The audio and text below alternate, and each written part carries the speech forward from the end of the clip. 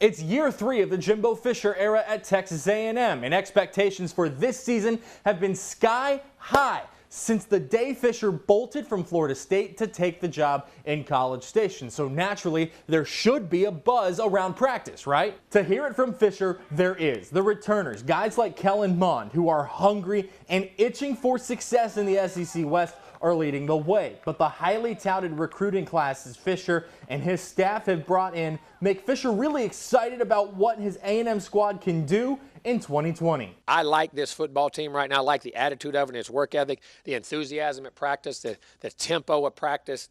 And it's from the old guys, and I'm going to say this, the new guys have brought some juice to this thing too. They like playing ball, and they've energized, and the old guys are playing very energized, and their personalities have mixed very well. The Aggies open the season September 26th against Vanderbilt.